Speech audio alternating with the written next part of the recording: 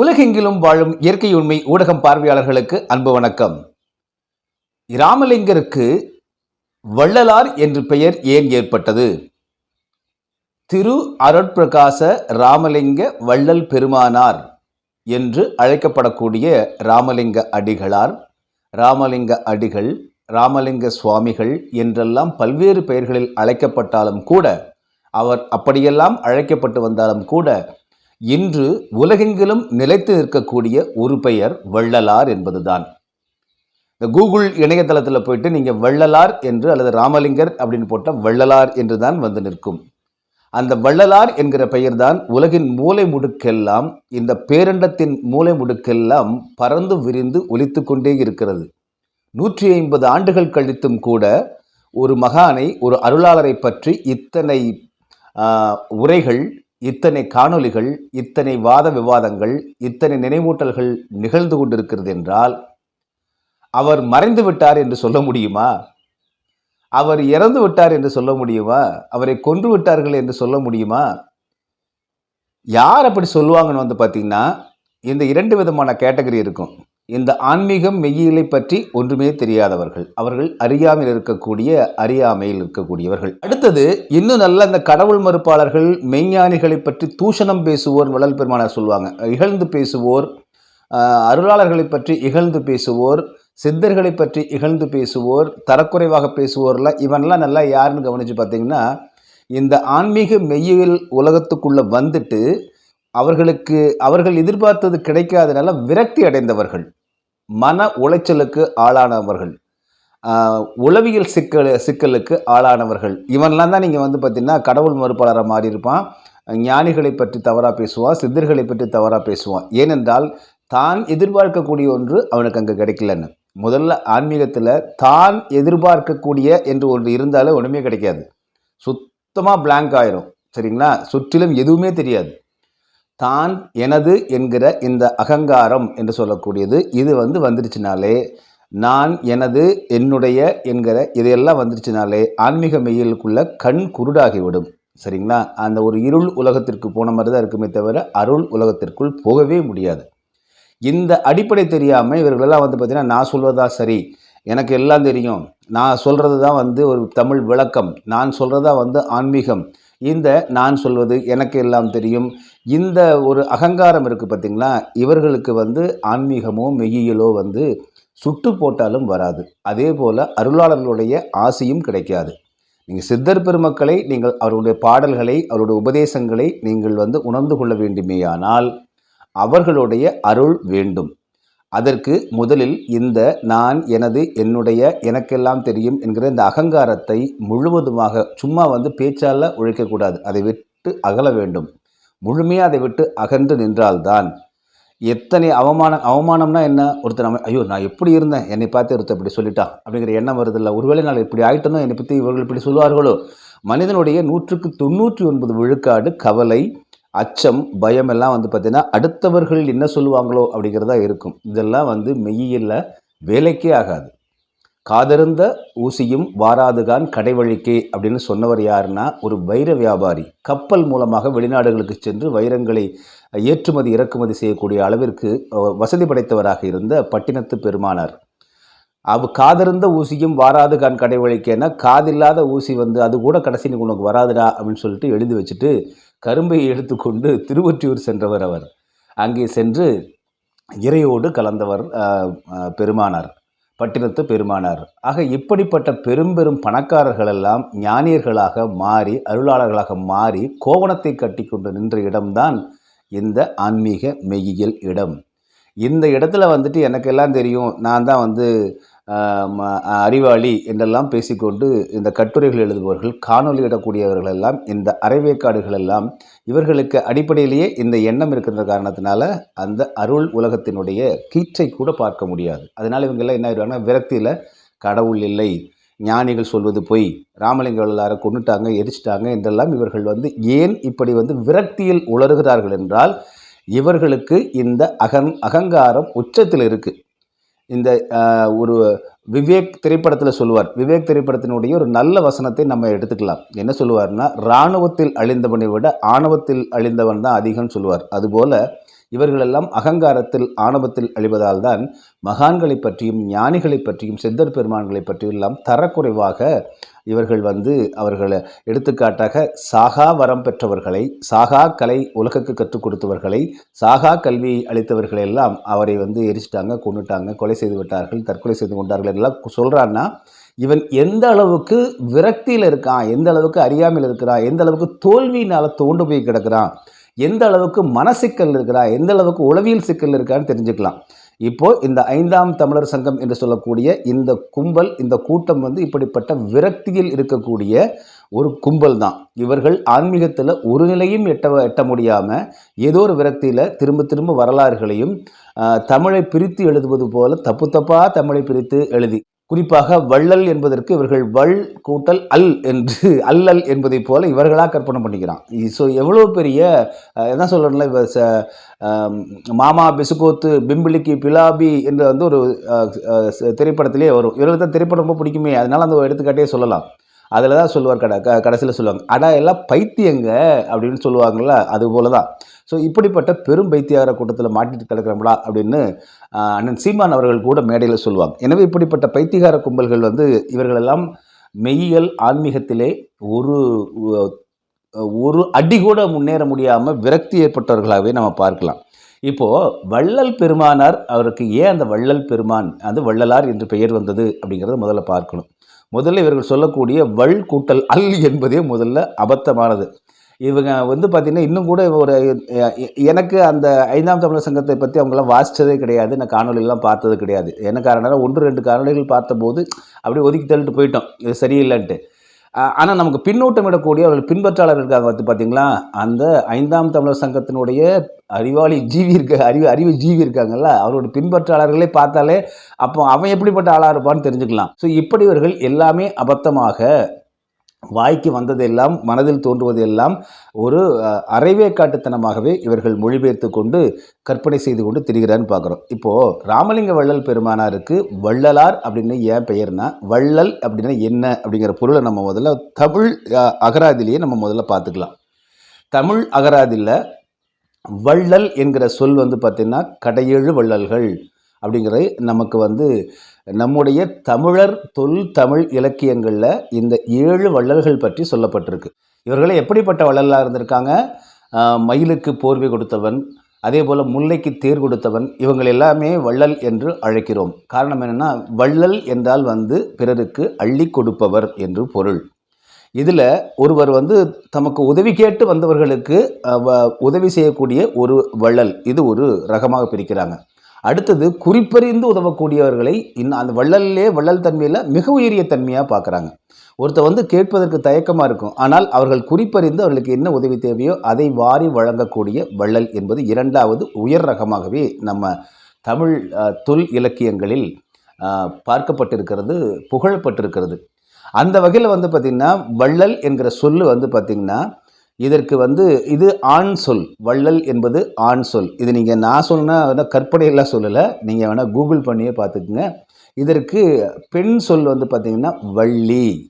ஆக வள்ளல் என்றால் வாரி வழங்கக்கூடிய ஆண் என்றும், வள்ளி என்றால் வாரி வழங்கக்கூடிய பெண் என்றும் பெயர். இதனால தான் முருகப்பெருமானுடைய மனைவிக்கு வள்ளி என்கிற பெயரே வந்துச்சு. அது மட்டும் இல்லாமல் கந்தன் அப்படிங்கிற இந்த சொல் கந்து என்கிற அதிலிருந்து வருது. கந்து என்றாலே தூண் என்ற ஒரு சொல் உண்டு. இன்னொரு பொருள் பார்த்திங்கன்னா கந்து என்றால் துணை அல்லது உதவி புரிவது என்கிற சொல்லும் உண்டு. தூணை போல தாங்கி நிற்கக்கூடியவன் என்கிற பெயர் கந்து என்பது கந்தனுக்கு வந்தது. ஆனால் கந்தன் என்று நாம் வணங்கக்கூடிய அந்த இறைவர் அவர் பார்த்திங்கன்னா நம்முடைய துன்பங்களெல்லாம் தூண் போல தாங்கி நிற்கக்கூடியவர், உதவி செய்யக்கூடியவர். எனவே கந்த என்றும், கந்த வேள்வி, அதே போல் வள்ளல், இதெல்லாம் வள்ளி என்பதெல்லாம் ஒன்றுக்கொன்று தொடர்புடைய சொற்கள். எனவே வேள்வி என்றாலே பிறருக்கு உதவி செய்தல் என்றுதான் பொருள். இது பின்னாடி வேள்வி, இதை யாகம் யோகம் என்றெல்லாம் வடவேத ஆரிய பிராமணர்கள் கைப்பற்றி கொண்டதுனால, அதனால் அதெல்லாம் அந்த சாயலில் பார்ப்பதனால இந்த குழப்பம் ஏற்படுகிறது. அதெல்லாம் இல்லை. தமிழில் வேளிர் என்றால் பார்த்திங்கன்னா உணவுப் பொருளை உருவாக்கி விளைய வைத்து அடுத்தவர்களுக்கு கொடுக்கக்கூடியவர்கள் என்று பொருள். ஆக இந்த வேளிர், வள்ளல், வள்ளி, வள்ளலார் அப்படிங்கிறதெல்லாம் வந்து பிறருக்கு வாரி வழங்கக்கூடியவர்கள்னு பெயர். இதில் ராமலிங்க பெருமானாருக்கு ஏன் இந்த பெயர் வந்தது? அவர் என்ன வாரி வழங்கினார்? சொந்த காசு ஏதாவது கொடுத்தாருன்னா கிடையாது. ஆனால் அவர் ஒன்று செய்கிறார்.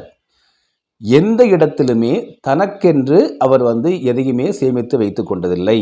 ஒரு இடத்துல கடிதம் எழுதுறாரு. அந்த கடிதம் வந்து பார்த்திங்கன்னா திருமுகப் பகுதி அப்படின்னு பாலகிருஷ்ண பிள்ளை பதிப்பில் இருக்குது. நீங்கள் பாலகிருஷ்ண பிள்ளை பதிப்பை நீங்கள் வாங்கி கொள்ளலாம். அந்த புத்தகத்தை வாங்குவதற்கான அது புதிய பதிப்புகள் வெளியிட்டிருக்காங்க. அதற்கான தொடர்பு எண் வந்து பார்த்திங்கன்னா கீழே டிஸ்கிரிப்ஷனில் கொடுத்துருக்கோம். திரு தமிழ்வேங்கி அவர்களை தொடர்பு கொண்டீங்கன்னா உங்களுக்கு அந்த நூலையே அந்த 13 நூல்கள் கொண்ட தொகுப்பு அதை உங்கள் இல்லத்திற்கு அனுப்பிச்சி வச்சுருவார். நீங்கள் பணத்தை அவருடைய வங்கி கணக்கு செலுத்தி விடலாம். சரி, இப்போது இதில் வந்து பார்த்திங்கன்னா ராமலிங்க வள்ளலாருக்கு ஏன் வந்து இப்படிப்பட்ட பெயர் வந்தது அப்படிங்கிறது மிக முக்கியமாக நம்ம பார்க்கும் பொழுது, வள்ளல் பெருமானார் தனக்கென்று எதையுமே சேமித்து வைத்துக் கொள்ளவில்லை. அவருடைய ஒரே ஒரு வெள்ளை லாங் க்ளோத்து அப்படின்னு தான் அவரே சொல்கிறார் எழுதும்போதே. அந்த துணி தான், ஒரே ஒரு லாங் க்ளோத் துணியை வந்து உடல் முழுவதும் சுற்றி கொண்டே திரிந்திருக்கிறார். அவர் வந்து அதையும் வந்து சென்னையில் இருக்கக்கூடிய ஒருத்தர் கடிதம் எழுதுகிறார். எனக்கு 2 வெள்ளை லாங் க்ளோத்துகள் வாங்கி அனுப்பவும், அதற்கான கிரயத்தை கொடுத்து விடலாம், அதனால் விலையை கொடுத்து விடலான்னு சொல்கிறார் அவர். அப்புறமா கொடுத்துக்கலான்னு அர்த்தம், கையில் இல்லைன்னு அர்த்தம், முதல்ல வாங்கி அனுப்புங்கன்னு அர்த்தம். அதில் அவர் என்ன பண்ணுறாரு, அவருடைய நண்பர், அவர் பெரிய பணக்காரர் போல், அவர் ஒரு க்ளோத்து வாங்கி அனுப்புகிறார். அதற்கு திரும்பி இவர் பதில் அனுப்புகிறார். இந்த ஒரு க்ளோத்தை 9 லட்சம் க்ளோத்துகளாக நான் கருதி கொள்கிறேன், இறைவன் கொடுத்ததாக கருதி கொள்கிறேன் அப்படின்றார். இப்போ இது ஒன்று. இன்னொன்று வந்து பார்த்தீங்கன்னா இன்னொரு கடிதத்தில் இந்த நாய்க்கு பணம் எதற்கு அப்படின்னு எழுதுகிறாங்க ராமலிங்க வள்ளல் பெருமானார் தன்னை பற்றி. அதில் எழுதிட்டு வரும்போது சொல்கிறாங்க, இந்த நாய்க்கு பணம் எதற்கு, இந்த பிண உடலை என்று நான் வந்து விட்டொழிப்பேன் என்று அதற்காக இறைவரை இறைஞ்சி கொண்டிருக்கின்றேன் அப்படிங்கிறார். நல்லா புரிஞ்சுக்குங்க, நான் சாகனம் அப்படின்னு சொல்லல, நான் வந்து உயிரை துறக்கணும்னு சொல்லல. அதான் ராமலிங்க வள்ளல் பெருமானார்கிட்ட அவரோட ஒவ்வொரு எழுத்தையும் மிக நுட்பமாக கவனிக்கணும்னு பலமுறை நான் சொல்லிட்டு இருக்கேன். எடுத்துக்காட்டாக அந்நியம் என்கிற சொல்லுக்கு வந்து பார்த்திங்கன்னா பொதுவாக அந்நியம் நினைப்போம், ஆனால் அனன்னியம் அப்படின்னு ஒரு சொல்லை பயன்படுத்துகிறார். இதுவரை தமிழில் வந்து பெரும்பாலும் அதிகமாக வாசித்திருக்க முடியாது. அதை வந்து பொது வெளியில் இயல்பாக நூல்களில் வாசித்திருக்க முடியாது. ஆக ஒரு எழுத்தில் வந்து அதனுடைய பொருளே மாறி போகுது. அதனால தான் வள்ளல் பெருமானாருடைய அவருடைய எழுத்தையும் சொற்களிலும் மிக கவனமாக உன்னிப்பாக கவனிக்க வேண்டும். அப்போது அந்த அடிப்படையில் வந்து வள்ளல் பெருமானார் இந்த இடத்துல என்ன சொல்கிறாங்கன்னு வந்து பார்த்தீங்க அப்படின்னா, இந்த பிண உடலை என்று நான் வந்து விட்டொழிப்பேன் அப்படின்னு அப்படி சொல்கிறாங்க. என்னென்னா, இந்த அசுத்த உடலை விட்டுவிட்டு எப்பொழுது நான் சுத்த உடலை பெறுவேனோ, எப்பொழுது நான் பிரணவ உடலை பெறுவேனோ, எப்பொழுது நான் ஞான உடலை பெறுவேனோ என்கிற இந்த ஏக்கத்திலும் இந்த தேடலிலும் இதற்கான அவர் இறைவரிடம் இறைஞ்சி பெறுவதிலும் தான் வாழ்நாள் முழுவதும் கழித்திருக்கிறார். அதை அடைந்து விட்டார் அப்படின்னு சொல்கிறார். எப்படி சொல்கிறாரு? அது முதல்ல அசுத்த உடலாக வள்ளல் பெருமானார் இருந்திருக்கு, சுத்த உடலாக மாறி பிரணவ உடலாக மாறி அதற்கு பிறகு ஞான உடலாக மாறியது அப்படிங்கிறது தான் வள்ளல் பெருமானாருடைய அந்த 51 ஆண்டு காலத்தை. அதுக்கு மேலே வள்ளல் பெருமானார் இருந்து இன்னொரு 50 ஆண்டுகள் கண்முன்னே காட்சி அளித்து என்ன செய்ய போகிறார் இந்த முட்டாள் மனிதர்களுக்கு மத்தியில்? அந்த காலகட்டத்தில் அவர் வந்து ஒளியேற்றி வைத்து விட்டு போய்விட்டார். இதுதான் இறுதி. இனிமேல் உலகத்தினுடைய இந்த இருக்கக்கூடிய ஜென்ரேஷன்லாம் வந்து இறுதியாக அடையக்கூடிய ஒரே வழி இது. இந்த வழியாக தானே நீங்கள் போக முடியும் அப்படின்னு சொல்லிட்டு போயிட்டார். அதுக்கான அவர் தன்னுடைய கடமையை முடித்து விட்டு அவர் வந்து ஞான உடல் பெற்றுட்டு உலகம் முழுவதும் இருந்தும் 5 தொழில் செய்கின்றேன் அப்படின்னு சொல்லிட்டு போயிருக்கார். இதில் எப்படிப்பட்ட உடல் கிடைத்தது தமக்கு அப்படிங்கிறத தம்முடைய பாடல்களே எழுதுகிறார்.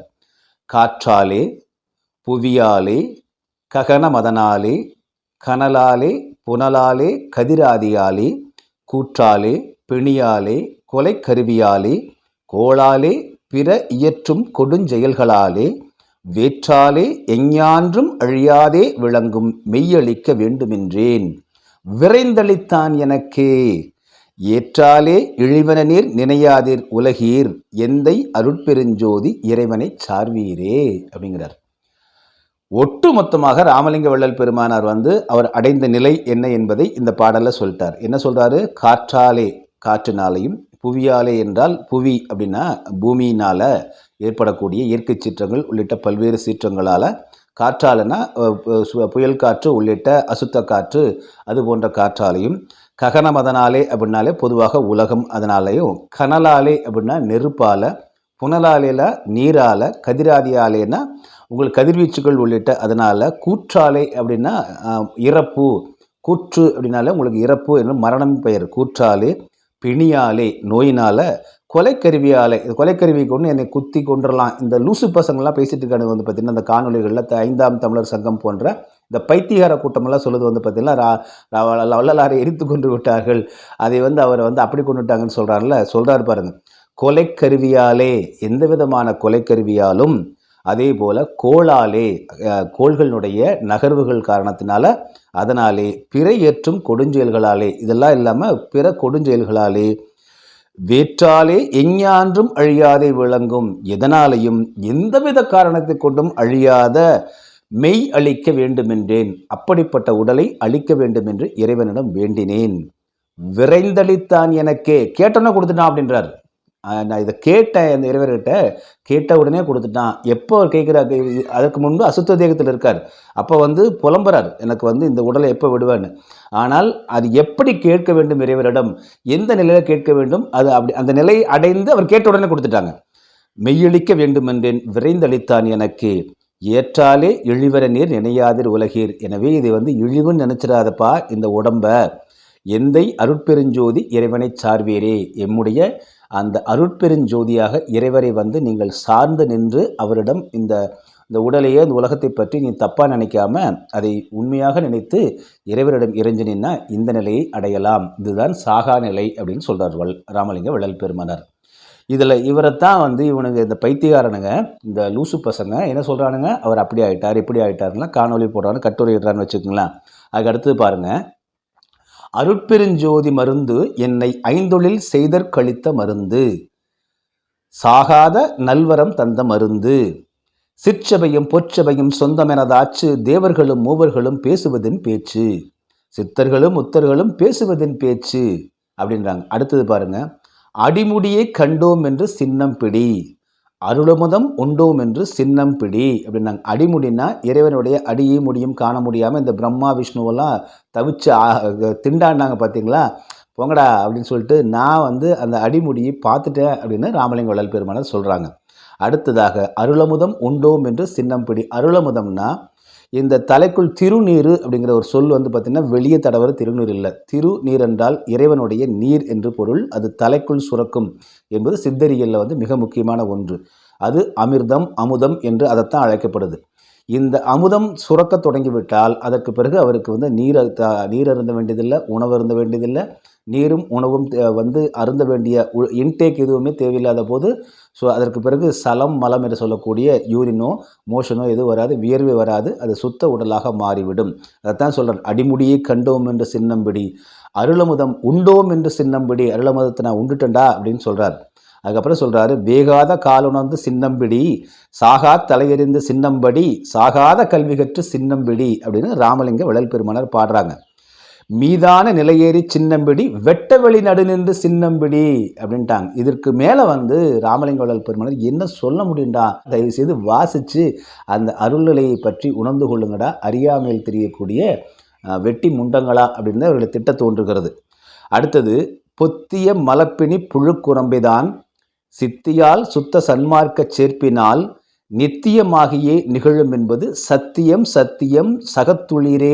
சத்தியம் என்றாருங்க எல்லா இடங்களையும் வள்ளல் பெருமானார். இந்த சாகாத நிலை அடைஞ்சிருச்சு. அடுத்து சொல்றாரு, சித்தாடுகின்றனன் சாகா வரமும் சிறக்க பெற்றேன், இத்தரணியில் எனக்கு இணை யார் என்று இயம்புவனே அப்படின்றார். இப்படிப்பட்ட வரம் கிடைச்ச எனக்கு இணை யாரு அப்படின்னு எப்பொழுதுமே நமக்கு இது போன்ற வந்து ஒரு வாழ்நாள் யாருக்குமே கிடைக்காத அந்த நேரத்தை அந்த தருணத்தில் கிடைச்ச போது, ஆகா இன்னைக்கு கிடைச்ச இந்த வரம் யாருக்கு இன்னைக்கு கிடைச்சது அப்படின்னு வந்து ஒரு நம்ம வந்து அப்படியே பெருமிதத்தில் இருப்பதுங்களா. இப்படி வள்ளல் பெருமானார் இந்த பெருமிதத்தை பல இடங்களில் சொல்கிறாங்க. இப்படிப்பட்டவர் வந்து பார்த்திங்கன்னா இன்னும் ஒரு வள்ளல் பெருமானார்கிட்ட ஏன் அவருக்கு வள்ளலாருங்கிற பெயர் பொருத்தம்னா, எது இந்த மாதிரி கிடைச்சாலும் அடுத்த செகண்ட் இறைவர்கிட்ட நேர்மையாக சொல்லுவார், எனக்கு கிடைத்த இந்த இன்பம் எல்லா உயிர்களுக்கும் கிடைக்கணும்னு சொல்லுவார். இது மாதிரி இப்போ எல்லாருக்குமே கிடைக்கணும் அப்படிம்பார். அப்படி அவர் கூறியது தான் வந்து பார்த்தீங்க அப்படின்னா மிக முக்கியமான இந்த பாடல்களை அது எப்படி அடையணும் அப்படிங்கிறத சொல்கிறார். ராமலிங்க வள்ளல் பெருமானார் தான் பெற்ற இந்த இன்பம் பிறருக்கு வந்து எப்படி அவர்கள் அடையலாம் என்பதற்கு வழியும் சொல்கிறார். தான் மட்டும் அடைஞ்சிட்டேன், எல்லாத்துக்கும் கொடுங்க பக்கத்து இலைக்கெல்லாம் பாயாசம் கொடுங்கன்னு சொல்லிட்டு இவர் மட்டுமே உண்டு விட்டு செல்லவில்லை. அவருக்கு என்ன கிடைத்தாலும் சரி, அவருக்கு வந்து இந்த அழியாத செல்வம் என்ன செல்வம் அருள் செல்வம் கிடைத்தாலும் பொருட்செல்வம் கிடைத்தாலும் உடனே வாரி வழங்கி விடுவது என்பதுதான் அவருடைய வழக்கம். எனவே தான் அவர் வள்ளல் எனப்பட்டார். அது மட்டும் இல்லை, பசி என்பதை பிணி அப்படின்னு வள்ளல் பெருமானார் சொல்கிறார். நோயின்னு சொல்கிறார். இப்போது நமக்கு பசி வந்துடுச்சு, உணவு கிடைக்கல, தண்ணீர் கிடைக்கல, உணவு கிடைக்கல, என்ன ஆயிரும்? நமக்கு குரல் தொண்டை வறண்டுரும், காது வந்து கேட்காம போயிடும், கண்கள் வந்து அப்படியே கொஞ்சம் கொஞ்சம் மங்கலாயிரும். மிகப்பெரிய அவத்தை அப்படின்னு சொல்லலாம். அது சாதாரண அவத்தை இல்லை, அந்த நரக வேதனை அப்படின்னு சொல்லுவோம்ல, அதுபோல் எவ்வளவு வேதனை இருக்குமோ அந்த வேதனையை நாம் ஒரு மனிதன் அனுபவிக்க வேண்டியிருக்கும், அல்லது ஒரு உயிரே அனுபவிக்க வேண்டியிருக்கும். ஆனால் அதற்கு உணவு கிடைச்சிருச்சுன்னா என்னாகும்? இப்படி அந்த அவத்தையை வேதனையை அனுபவிக்கக்கூடிய விரக்தி அனுபவிக்கக்கூடிய அந்த உயிர் தான் கடவுள் கிடையாது, ஒரு மண்ணாங்கட்டியும் கிடையாது, கடவுள்லாம் ஃப்ராட்ரா, இந்த ஞானிகள்லாம் ஃப்ராட்ரான்னு சொல்கிறான்னா பசி பிணியினால் அவன் தன் சாவு நிலைக்கு போயிட்டான்னா விரக்தி அடைஞ்சிட்டு இப்படிலாம் உளர ஆரம்பிச்சிடுவான். ஸோ அதனால தான் வள்ளல் பெருமானார் முதல்ல சோறு போட்டார். அந்த அப்படின்னா என்ன பொருள்? அது வந்து உயிர் காக்கக்கூடிய மருந்து. அப்போ பிணிக்கு மருந்து அப்படின்னா, நோய்க்கு மருந்து அப்படின்னா உணவு. இதைத்தான் சித்தர் பெருமக்கள் சொன்னாங்க, வெறும் உணவை மட்டுமே உண்ணாதடா, இந்த உணவையே மருந்தாக உட்கொள், உணவே மருந்து மருந்தே உணவு என்கிற அந்தையும் வந்து கொண்டு வந்து கொடுத்தாங்க. அப்போ உலகத்திலேயே தமிழ் சமூகத்தில் சித்தர் பெருமக்கள் மட்டும்தான் இத்தகைய ஒரு அறிவு சார்ந்த வாழ்வியல் முறையை இந்த உலகத்திற்கு அளித்திருக்காங்கன்னு பார்க்குறோம். ஸோ இப்படிப்பட்ட இதில் வந்து பார்த்திங்கன்னா, வள்ளல் பெருமானார் வந்து தர்மசாலையை வந்து தொடங்கி வச்சாங்க 1967. அதற்கு வந்து தலைவர் வந்து பார்த்திங்கன்னா ராமலிங்க வள்ளல் பெருமானார் தான். ஆனால் சத்தியஞான சபைக்கு வந்து வள்ளல் பெருமானார் யாரை தெரியுமா தலைவராக போட்டார்? அருட்பெருஞ்சோதி ஆண்டவர் தான் தலைவராக போட்டார். அதே போல் அந்த இடத்துல வந்து அது தனி, அது ஞானத்திற்கான இடம். தர்மசாலை வந்து அன்று அவர் ஏற்றி வைத்த அந்த நெருப்பு அணையா அடுப்பாக இருக்க வேண்டும்னா என்ன பொருள்னா, அதை அணைக்காமல் வச்சுருக்கிறோங்கிறது அல்ல, அது எப்பொழுதுமே அணையாமல் அந்த அடுப்பு எரிந்து கொண்டே இருக்க வேண்டும், உணவை சமைத்து கொண்டே இருக்க வேண்டும், பசியாற்றி கொண்டே இருக்க வேண்டும். அதனால் எப்போ அணைஞ்சாலும் அது பசி ஆற்றலன்னு அர்த்தம். அதனால தான் அணையாக அடுப்பாக இருக்க வேண்டும் என்பது அவர் அணையாத விளக்கும் அணையாத அடுப்பையும் வச்சார் அவர். இன்று இருக்கக்கூடிய நிலைமை என்ன? காலையில் அரை மணி நேரம், மத்தியானம் 1 மணி நேரம், சாயந்தரம் அரை மணி நேரம் தான் சோறு போட்டு இழுத்து மூடிடுது இந்த இந்து சமய அறநிலைத்துறை. இவர்கள் தான் சர்வதேச மையம் கட்டி ராமலிங்க வள்ளல் பெருமானாரை உலக அளவில் கொண்டு போகிறேன்னு கதை இழந்து கொண்டிருக்கிறார்கள். ஒழுங்காக சோறு போட முடியல, நீங்கள் எப்படி வந்து சர்வதேச மையம் 100 கோடி ரூபாயில் கட்ட போகிறீங்கிற கேள்வி தான் நம்ம வந்து இந்த அரசாங்கத்தினுடைய ஊழல் அரசாங்கங்களை பற்றி நாம் கேட்கக்கூடிய கேள்வியாக இருக்குது. சரி, அது ஒரு புறம் இருக்கட்டும். இப்போது ராமலிங்க வள்ளல் பெருமானார் இப்படி வந்து அனைத்தையுமே வாரி வாரி 150 ஆண்டு காலமாக ஒருவரிடமிருந்து பெற்று இன்னொருவருக்கு தான் கொடுக்குறாரு. ஆனால் அதை செய்வதற்கு ஒரு ஆள் வேணும் இல்லையா? யார் செய்வாங்க? ஒருவன் தனக்கு கிடைச்சா போதும் அப்படின்னு நினைக்கிறவன் தான் இந்த உலகத்தில் இருக்கான். இதுதான் மற்றவங்களுக்கும் ராமலிங்க வள்ளல் பெருமானாருக்கும் உள்ள வேறுபாடு. தனக்கு எது கிடைத்தாலும், ஒருவேளை உணவு கிடைத்தாலும் அதை அடுத்தவர்களுக்கு கொடுப்பது என்பது ஒரு வழக்கம். தனக்கு என்ன ஞானம் கிடைத்தாலும் அடுத்தவருக்கு கொடுப்பது என்பது அவருடைய வழக்கம். அதனால தான் இது கிருபானந்த வாரியார் சுவாமிகள் கூட அழகாக சொல்லுவாங்க, ஒரு பெரிய புதையல் கிடைச்சிது, ராமலிங்க வள்ளல் பெருமானார் புதையல் கிடைச்சிது, நம்மளாம் என்ன நினைப்போம், எடுத்து பாக்கெட்டில் எங்கெங்கெல்லாம் சுருக்கிட்டு வீட்டுக்கு கொண்டு வரலாம்னு நினைப்போம். ஆனால் ராமலிங்க வள்ளல் பெருமானார் அப்படிப்பட்டவர் இல்லை, எடுத்து வெளியே வீசினாராம். இந்த இடம் வந்து கிடைச்சிருச்சு புதையல், இந்த புதையலை பூரா தூக்கி மக்களுக்கு வீசினார் அப்படின்னு கிருபானந்த வாரியார் சொல்லுவாங்க. இப்படி தமக்கென்று எதுவும் வைத்துக்கொள்ளாத, நான் ஏற்கனவே சொன்னது போல் 2 லாங் க்ளோத்து, அதே போல் 81 காணி அப்படின்னு குப்புசாமி ஐயா சொல்கிறாங்க. 80 காணி நிலம்னே நம்ம வச்சுட்டா கூட இந்த 106 ஏக்கர், கிட்டத்தட்ட 110 ஏக்கர், இப்படி இன்னும் அதனுடைய மதிப்பு வந்து பல 100 கோடிகள். அந்த இடத்தை வாங்கி தர்மசாலையும் ஞானசபையும் கட்டிய வள்ளல் பெருமானார் தனக்கென்று ஒரு குடிசை கூட அங்கே போட்டுக்கலங்க, தான் தனியாக இருக்க வேண்டும் என்பதற்கு. அதே தர்மசாலையில் மக்களோட மக்களாக தங்கியிருந்தார். கூட்டம் அதிகரித்த காரணத்தினால தான் தனிமையை வேண்டி அவர் வந்து அப்படியே கருங்குழி, மேட்டுக்குப்பம் அப்படின்னு மேட்டுக்குப்பத்துக்கு போயிடுறாங்க. இப்படி அவர் வந்து தனக்கு இந்த மேட்டுக்குப்பத்தில் கருங்குழியில் சொந்த வீடு கிடையாது. கருங்குழியில் வந்து வேங்கடசாமி என்கிற அந்த ஒரு மணியக்காரருடைய ஒருத்தர் வீடு. அதே போல் மேட்டுக்குப்பத்திலே வந்து ஒரு காலத்தில் வைணவர்கள் பயன்படுத்தி கொண்டிருந்த அதற்கு ஒரு அறை வந்து, அதாவது அந்த வைணவ பெரியவர்கள் வந்தாங்கன்னா சத்சங்கம் பண்ணுறதுக்கு வருவாங்க, அவங்க தங்கியிருப்பாங்க, அதற்காக வைத்த ஒரு பொதுவான அந்த ஊர் மக்களுடைய வீடு. அதை வந்து பயன்படுத்தாமையே இருந்தது. அதை வந்து வள்ளல் பெருமானார் அது தான் தங்குவதற்கு பயன்படுத்திக்கிட்டார். அதுதான் வந்து மேட்டுக்குப்பத்தில் இருக்கக்கூடிய அந்த சிறிய அறை. ஸோ இப்படி தனக்கென்று எதுவும் வைத்து கொள்ளாமல் பிறருக்கே வாரி வழங்கிய காரணத்தினால் அவருக்கு வள்ளலார் என்று பெயர் வந்தது. இதில் என்னடா உங்களுக்கு பிரச்சனை? இவங்களுக்கு என்ன பிரச்சனைன்னா, ஏற்கனவே சொன்ன விரக்தியில் தெரிகிறானுங்க. சங்கம் வேற அப்படின்னு தன்னை வந்து சங்கம் என்று பெயர் வேற வச்சுருக்கானுங்க. இதிலிருந்து வந்து பார்த்தீங்கன்னா இவர்களுக்கு பிடிமானமே பிடிபடலை மெய்யியல் ஆன்மீகத்தில். அதனால பொறாமை கொண்டு சங்கத்தை உருவாக்கிய, அதாவது சமரச சுத்த சத்திய சன்மார்க்க சங்கத்தை இந்த உலகத்திற்கு வழங்கிய வள்ளல் பெருமானாரை அவதூறு பரப்ப வேண்டும் என்று கிளம்பியிருக்கக்கூடிய இந்த 5ஆம் சங்கம் என்பது பைத்தியகார கும்பல் என்று நாம் சொல்வதற்கு இதுதான் காரணம். சரிங்களா? இவர்கள் வந்து வள்ளலாரை பற்றி வள்ளல்கிற பெயரே வைக்கக்கூடாது அப்படின்னு சொல்லிட்டு இவர்கள் அருட்பெருஞ்சோதியார் அருட்பெருஞ்சோதியார் என்று இப்பொழுது வந்து பெயரை மாற்றி புலம்பிக்கிட்டு இருக்காங்க. அருட்பெருஞ்சோதி என்பதை இந்த போன பாடலையே பார்த்தோம். அவர் அருட்பெருஞ்சோதி இறைவரை பற்றி தான் சொல்றாரு. இவர் வந்து திரு அருட்பிரகாச ராமலிங்க வள்ளலார் என்பது அவருக்கு அவருடைய சீடர்கள் மனம் நெகிழ்ந்து வழங்கிய பெயர் அது. இதை மாற்றுன்னு சொல்கிறான்னா அப்போ இவன் வந்து ராமலிங்க வள்ளல் பெருமானார் மேலேயும் சுத்த சன்மார்க்கத்து மேலே எவ்வளோ பொறாமையில் இருக்கானுங்க அப்படிங்கிறத ஒரு நிலையில் நம்ம வச்சுக்கலாம். சரி, எப்படி இந்த நிலையை அடைவது, சாக நிலை அடைவதற்கு வள்ளல் பெருமானார் ஒரு பாடலில் சொல்கிறாங்க. இந்த பாடலை பொறுமையாக விரித்து நம் பொருள் வந்து யோசித்து சிந்தித்து கொண்டே இருந்தால் அந்த சாகா கலைக்கான வாழ்வியல் வழிகள் தெரியும். மரணமிலா பெருவாழ்வு என்கிற தலைப்பிலே இந்த பாடல் வருது. நினைந்து நினைந்து உணர்ந்து உணர்ந்து நெகிழ்ந்து நெகிழ்ந்து அன்பே நிறைந்து நிறைந்து ஊற்று எழும் கண்ணீர் அதனால் உடம்பு நனைந்து நனைந்து அருளமுதே நன்னிதியே ஞான நடத்தரசே என்னுரிமை நாயகனே என்று வனைந்து வனைந்து ஏத்துதும் நாம் வம்மின் உலகியலீர் மரணமிலா பெருவாழ்வில் வாழ்ந்திடலாம் கண்டீர் புனந்துரையேன் பொய் புகழேன் சத்தியம் சொல்கின்றேன் பொற்சபையில் சிற்சபையில் புகுந்திரனும் இதுவே அப்படின்னு சொல்கிறாங்க. ஆக நெகிழ்ந்து நெகிழ்ந்து உருகி உருகி இறைவரை வந்து நீங்கள் கலந்து அவரை பற்றிய சிந்தனைகள் மூழ்கி இருக்கும்போது தான் அவருடைய அருள் கிடைக்கும் என்கிற முதல் ரகசியத்தையே இங்கே உடைச்சிட்றாரு. அப்போ இதற்கு தடையாக இருப்பதெல்லாம் என்னவா இருக்குது? நான் என்கிற அகங்காரம், எனது என்கிற அகங்காரம், என்னுடையது என்கிற அகங்காரம்.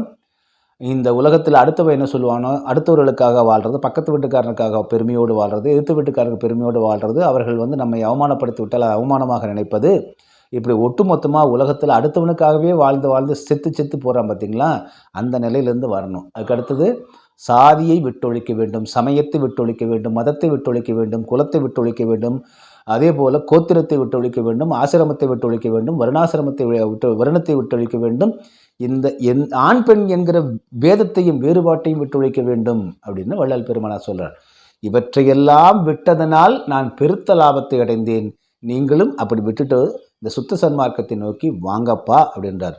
வந்தது மட்டும் இல்லாமல் நீங்கள் இந்த ஒளியை ஆராதனை செய்து கொண்டு, இந்த ஒளிக்குள் இருக்கக்கூடிய இறைவரை ஆராதனை செய்து கொண்டு நினைந்து நினைந்து நெகிழ்ந்து நெகிழ்ந்து கண்ணீர் அதனால் உடம்பு முழுவதும் நனைய அந்த இறைவரை வந்து அந்த ஆனந்த நடத்தரசனை நீங்கள் இறைஞ்சி வேண்டினால் அப்படின்னு சொல்லிட்டு வேண்டி அவருடைய அருள் பெற்றால் நீங்கள் இந்த சாகா நிலையை அடையலாம் அப்படின்னு சொல்கிறார். இது வந்து சும்மா வேண்டுறது தானே அப்படின்னு நினச்சிடவே கூடாது. அப்படிலாம் நீங்கள் கற்பனை பண்ணிங்கன்னா உங்களை போன்ற ஒரு உலகத்தில் அறியாமல் இருக்கக்கூடியவர் யாருமே இல்லைன்னு பொருள். இதனுடைய ஒவ்வொரு எழுத்தையும் ரொம்ப ஊன்றி ஆழமாக வாசித்து அந்த நிலையை அடைந்து விட்டால், அப்படி ஒரு மனோநிலை எப்போ வரும்? ஜீவகாருண்யம் என்று சொல்லக்கூடிய உயிர்கருணை இருக்கும்போது தான் வரும். பிற உயிர்களை துன்புறுத்தி, அது வந்து 3 விதமான துன்புறுத்தல்களை ராமலிங்க வள்ளல் பெருமானார் சொல்கிறார். பொதுவாகவே பிறர் துன்புறுத்தல் அப்படின்னு வந்து பார்த்திங்கன்னா சொல்லால், நல்ல ஒரு சொல்லால் திட்டி கண்டதை திட்டி ஒருத்தரை வந்து இகழ்ந்து பேசி அவரை துன்பப்படுத்துவது. அடுத்தது மனதால் ஒருத்தரை வந்து காயப்படுத்துவது. அதுக்கடுத்தது செயலால் ஒருத்தரை காயப்படுத்துவது. இது 3 தான். மனம் வாக்கு சொல், இந்த 3 தான். இந்த மனம் உடல் வாக்கு, இந்த 3 தான் வந்து பிறரை காயப்படுத்தக்கூடிய துன்பப்படுத்தக்கூடிய அடிப்படையாக இருக்கிற இந்த ஒழுக்கத்தை வந்து முதல்ல கற்றுக்கணும்னு வள்ளல் பெருமானார் ஒழுங்குபடுத்த சொல்கிறார். அடுத்தது கொலை புலால் தவிர்த்தல் வேண்டும். அடுத்தது கொன்று தான் அதை திங்கிறங்கிற அந்த தன்மையை விடு, அப்போ தான் உனக்கு இந்த ஜீவகருணை இந்த உயிர்கருணை வரும். அதற்கு பிறகு இதெல்லாம் வந்ததுக்கு பிறகு தான் அந்த நெகிழும் தன்மை, உருகும் தன்மை, இறைவர் மீது விசுவாசம் கொள்ளக்கூடிய அந்த தன்மையெல்லாம் வந்து நமக்கு அந்த நினைந்து நினைந்து உருகி உருகி கண்ணீர் முழுவதும் உடலை நனைக்கும் அளவிற்கு நாம் நெகிழ்ந்து இறைவனை கலந்து இறைவரோடு பிரியாமல் நிற்கின்ற பொழுது அந்த உனக்கு சாகாக்கலை என்கிற அந்த வரம் கிடைக்கும் அப்படிங்கிறது தான் வள்ளல் பெருமானார் சொல்லக்கூடிய பரம ரகசியம். இந்த ரகசியத்தையும் இந்த வெளி உலகத்திற்கு சொன்ன அதற்கு முன்பாக பல பேர் எல்லாம் மறைச்சு வச்சுட்டு போயிட்டாங்க. அதனால் இதை நான் வெளிப்படையாக சொல்கிறேன் என்று சொல்லி இதற்கு வெளிப்படையான விளக்கமாக சத்திய ஞான சபையும் அமைத்து அதற்கு மிக முக்கிய விளக்கமாகிய உணவு அளிக்கக்கூடிய அந்த தர்மசாலையும் அமைத்து இத்தனை ரகசியங்களையும் எடுத்து உலகத்திற்கு வாரி வழங்கி சென்ற ராமலிங்கருக்கு வள்ளல் என்று பெயர் வைக்காமல் வேறு யாருக்கு வைக்க முடியும்? திரு அருட்பிரகாச ராமலிங்க வள்ளல் பெருமானார் சாதாரணமல்ல. தமிழை பற்றி பேசும்போது கூட சொல்கிறாரு, என்ன சொல்கிறாரு? பிறமொழி வடமொழி மீது என் கவனமெல்லாம் செல்லாமல் தென்மொழியான தமிழ் மொழி மீது என்னை பற்றுக்கொள்ள செய்தாய் இறைவா அப்படின்னு சொல்லும்போதே அது சொல்கிறாரு, சாகாக்கலையை லேசில் அறிவிக்கக்கூடிய மொழி தமிழ் மொழின்றார். அப்போது தமிழ் மொழி என்பது வெறும் மொழி அல்ல. இந்த இன்றைக்கி மொழிச்சண்டைகளாக நடக்குதில்ல, அதில் அந்த மொழிச்சண்டை கூட்டத்திலே நீங்கள் தமிழை சேர்த்த முடியாது. இது தமிழ் என்பது தனித்த ஒலி, சிவ அனுபூதி அடைய உதவக்கூடிய ஒரே ஒலி தமிழ் மொழி அப்படின்னு சொல்லிட்டாங்க. அதில் சாகாக்கலையை லேசில் அறிவிக்கக்கூடிய மொழின்ட்டாரு வள்ளல் பெருமானார். ஆக இதுதான் ராமலிங்க வள்ளல் பெருமானாருடைய வாழ்நாள் முழுவதும், அதாவது நம் கண்முன்னே காட்சியளித்த வாழ்நாள் முழுவதும் இந்த உலகத்திற்கு அவர் கூறியது, இன்னும் 50,000 ஆண்டுகளுக்கு இதை அடைவதற்கு முயற்சி செய்தால்தான் அடைய முடியும். இந்த தருணத்தில் உடனே அடுத்தவங்க வள்ளல் பெருமான நிலையை அடையலையா? வள்ளல் பெருமானை நீங்களாம் பின்பற்றுறீங்களா? அவர் ஏன் 51 வருஷத்தில் போனார்? அவர் ஏன் குப்பத்தை விட்டு போனார்? அவர் ஏன் மனைவி விட்டு போனார்? இந்த ஆராய்ச்சியெல்லாம் நீ பண்ணுறேன்னா நீ ஞானத்துக்கே தகுதியற்றவன் அர்த்தம். அவர் என்ன சொன்னார்? அவர் என்ன உபதேசம் செய்தார்? அவர் கொடுத்த பாடம் என்ன? அந்த பாடத்தினுடைய தன்மை என்ன? அதைத்தான் ஆராயணுமே தவிர தனி மனிதர்களை ஆராய்ந்து கொண்டிருந்தால் நீ இத்தனை பிறவிகள் எடுத்தாலும் அந்த ஞான நிலையை நோக்கி செல்ல முடியாது, ஞானப்பாதையில் நுழைய முடியாது.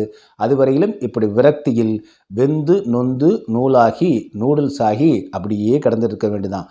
ஓடி ஓடி உட்கலந்த சோதியை நாடி நாடி நாட்களும் கழிந்து போய் வாடி வாடி மாண்டவர் எத்தனை கோடி பேரோ அப்படின்னு சித்தர்கள் பாடுறாங்க.